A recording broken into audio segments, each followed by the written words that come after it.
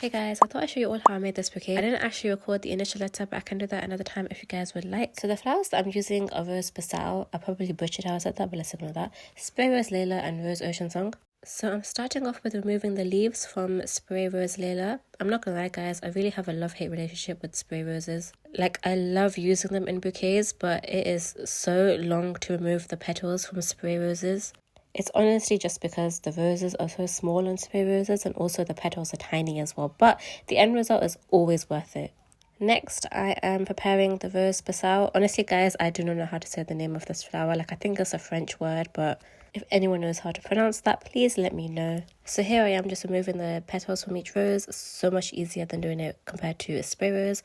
And also it's so therapeutic. Like, look how pretty that rose is after removing all the petals. Now I'm just removing the leaves from Rose Ocean Song. I prefer to use a glove compared to a thorn remover just because I honestly think I break the stems more with a thorn remover, but that just might be me. Here's how all the flowers look all prepped. Now I'm just starting to arrange the bouquet. So the way that I try to do it is I try to use one stem of each flower. So I first might start off with like a Rose Ocean Song, then Spray Rose Layla, and then the Rose Basal, and then I try to repeat that process. I also turn the bouquet around several times just to make sure there's no flat sides and to ensure that the shaping is more round. And here's how it looks like after it's been shaped, and now I'm just taping the stems together.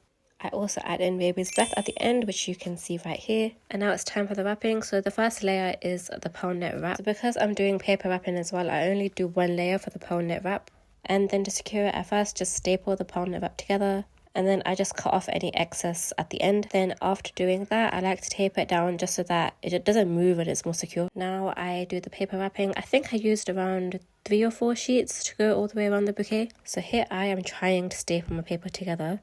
If you guys don't already know, I've already made a video on 3 different types of ways to fold your paper for your bouquets. But yeah, so here I am now just placing my flowers on top of the paper. This honestly sometimes takes me a while just because I want to make sure that the triangles and everything is even. It's also just a personal preference, but I don't like having the paper too high. So here I am just like double checking to make sure everything is not too high and even as well. After every sheet, I tape it down and then I staple it onto the sheet before. Just by doing this, it's easier for me to place the next sheet and also to make sure everything is even. So then this is how it looks like after I have wrapped it. And before moving on to wrapping the stems, I like to cut them first. I like to wrap the paper the same way I did at the beginning, but I just added an extra fold to then just put it around the stems. To secure it, I just tape it, but honestly I do this so slowly just to make sure that you can't really see any messy lines. So yeah, this is how it looks like. I then just use a ribbon to cover the tape around the stems.